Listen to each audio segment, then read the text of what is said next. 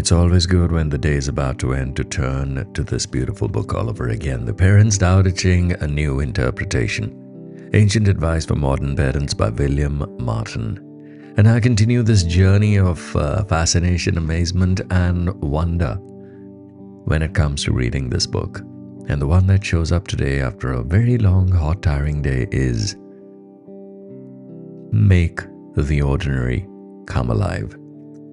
I think it has more significance and more resonance and more connection with me today because I think it's the answer I seek today.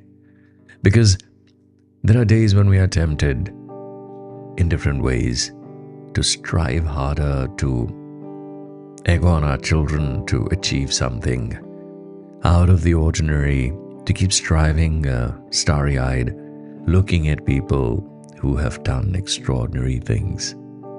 But here's the Tao teaching something completely different when it tells us through this poem how to go about life. Make the ordinary come alive. Do not ask your children to strive for extraordinary lives.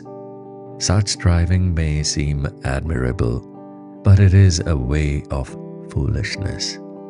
Help them instead to find the wonder and the marvel of an ordinary life.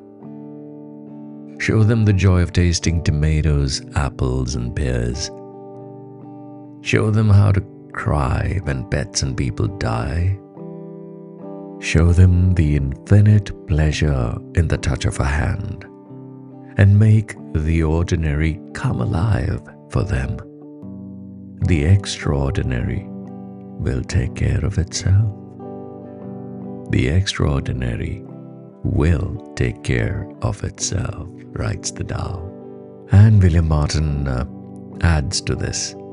He says, you will have to constantly contend with the pressure for ever more and ever bigger that culture seeks to impose on your children and you. It takes courage and discipline to go slow, live simply, and see clearly. But the rewards are great. And he leaves us with a beautiful lingering question. What ordinary things can you do together today? And yes, in reading this piece, I had my thoughts running in different directions. I was constantly thinking about how driven, how extraordinarily motivated and inspired I felt at times by material pursuits. And then these achievements, these targets, whether they are numbers in the bank account or on a virtual website, or followers or popularity, or some academic success or some milestone at work. All these pursuits sometimes have added so much of drive and enthusiasm and fire inside the belly that we have invariably been guilty of transferring the same fire to our children.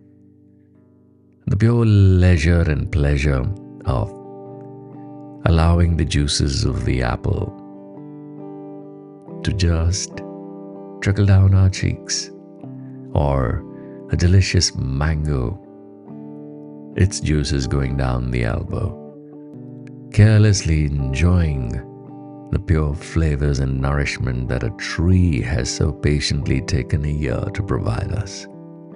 That slowing down has not happened, or just watching our shadows lengthen while we're out in the front lawn with conversations and just enjoying ourselves, hearing the sounds of nature, tracking down a butterfly from flower to flower, or bees, or little birds pecking at the juices of those flowers. How often have we engaged in these little joys except for when we were in the forced COVID lockdown and a slowdown was mandatory?